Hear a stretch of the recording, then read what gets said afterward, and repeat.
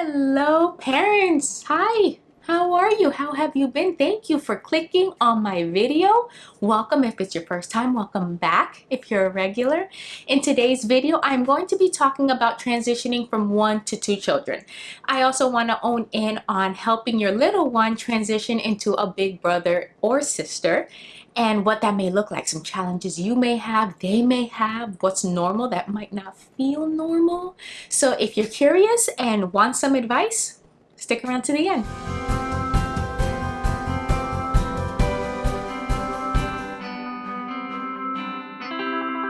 I need to talk about myself really quick. My name is Kasandra and I love talking about baby and parenting products and motherhood and lifehood and all of that good stuff. So if you like this video and you want to see more, please consider subscribing, hitting the little bell so you're notified, giving this video a big thumbs up. Follow me on Instagram to see more of my momhood journey, all of that good stuff. If you're new to my channel, I have 2 beautiful little girls. My oldest, her name is Izabella. She's 3 years old. And my youngest, her name is Luna. She's 8 months old. So I'm going to talk about Izabella the most and how she transition into her role as a big sister. I'm gonna go over 5 things, 5 tips that I highly recommend that you own in on and you incorporate into your journey to help your little one, because I truly feel if you do, it will help them adjust and it not be such a shocker for them to transition into this new lifestyle that they're about to go into. Tip number 1, I recommend that you prepare your little one in becoming a big brother or sister. The way I think you can do this is by involving them in everything. From the moment you find out you're pregnant, include your little one in that journey, in that experience. Whatever you're allowed to take them to and you're comfortable taking them to, take them with you. I took her to all my ultrasound appointments. I took her to some of my doctor's appointments. I took her shopping with me, and this allowed her to understand, like, okay, there's somebody coming. And she started to understand as she saw my belly to grow.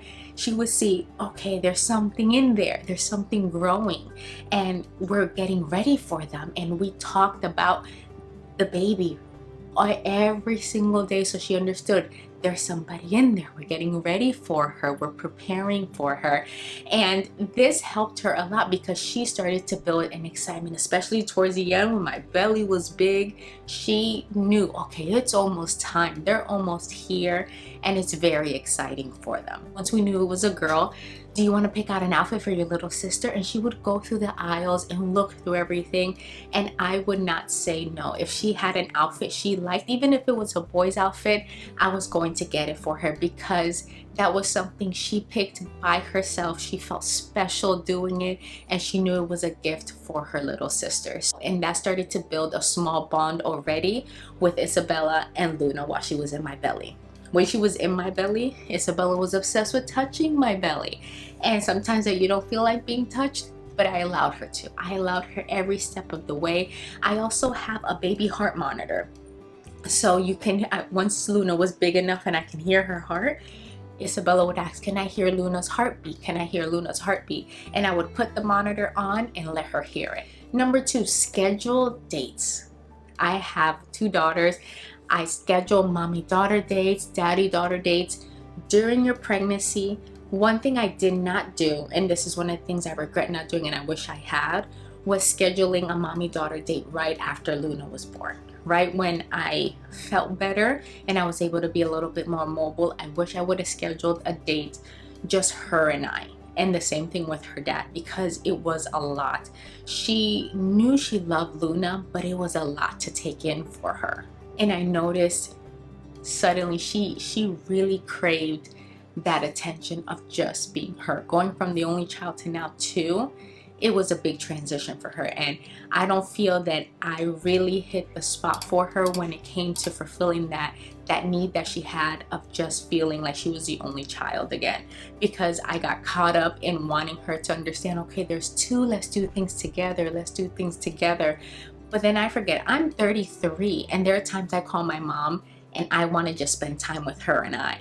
And even though I have a younger sister, she has another daughter, but there are times I'm like, I need just my mom.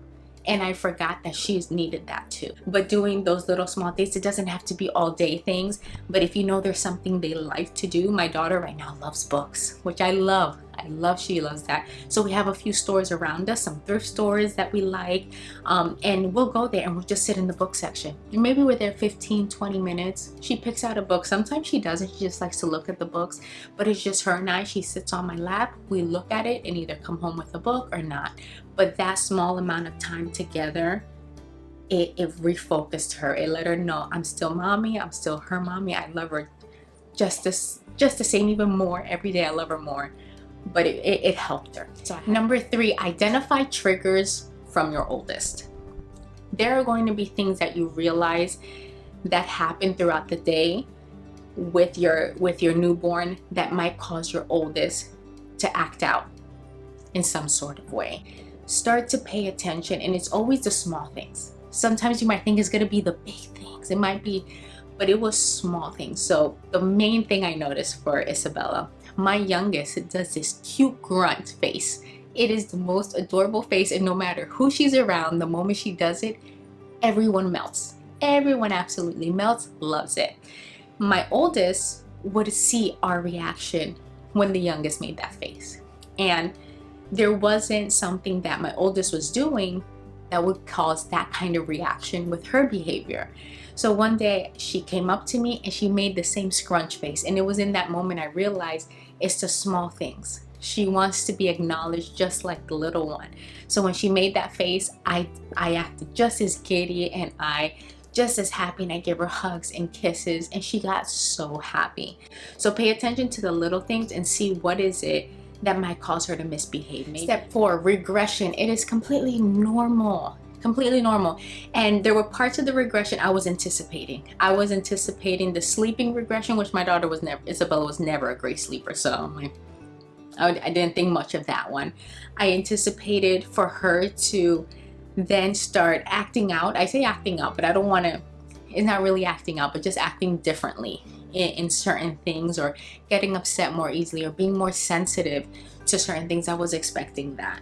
What I wasn't expecting was actually a speech regression. My daughter can always talk a little bit more advanced for her age. What she started to do was a stutter, and that took me off guard. I wasn't anticipating that. I didn't prepare myself for that. And when I saw her struggling to speak, oh, my heart broke. That was the hardest thing, seeing her go through. And Izabella was going through a lot of emotions. Her mind was going at 1,000,000 miles an hour. So what I noticed with her is when I slowed her down, she was able to speak just fine. But it started about a month after, and it lasted about a month. And it was where she was struggling for just certain letters, but then it started to be a good chunk of her speech, and it broke my heart. It truly did. There were days I was crying because I felt so guilty. I did not in any way regret my youngest. Gosh, I love her with all my heart. But I was like, should I have waited? Is she too young? Am I hurting her? Am I causing some type of long-term effect on her? It was just the worst mom guilt I ever felt in my life. So prepare yourself for different forms of regression. And the last thing, let them create a bond together. Oh my gosh, this has been the funnest part of them being together. The way Izabella started to build a bond with Luna was actually in the mornings and after their nap. So first thing in the morning, when Luna wakes up and Izabella hears her, Izabella wants to be next to her. And she wants to lay next to her. No TV, no technology, nothing, just silent, completely quiet, and just them two. And you just see their bond building, and Izabella loves to do that every morning, and I'm just obsessed with it. Then there's other little things when Izabella, goodness, too many names. When Luna was able to sit up, I got her bathtub and I put it inside the big bathtub so that Izabella and her could take baths together. And Izabella loved that because she couldn't wash her hair and she couldn't wash her arms and all of that. So it's little moments like that. Let them do that. Let them find their own little love language between each other and let them own it on their own. Like don't try to control that part. Don't try to build activities so they can bond or anything. Let them find each other and let them just discover their own relationship. But those are the biggest things. Some things I didn't do that I wish I did. There are some books, and I'll link them, that you can read. I didn't think of this at the time because my daughter was still young throughout the pregnancy and she had zero interest in books. I would try to read her books and she'd run off and stuff. But there are books to help talk about becoming a big brother or sister. There are little games and things like that. So if, depending how old the oldest is, that might be a great option for you to do as well.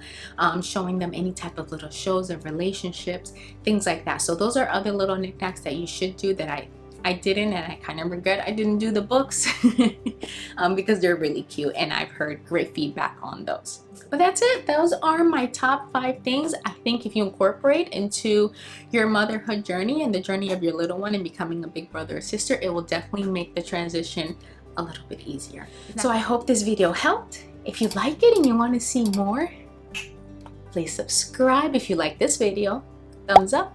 And if you want to follow me on my motherhood journey, follow me on Instagram. See you soon. Thank you for watching. And if no one's told you, you're an amazing parent and you're doing a great job.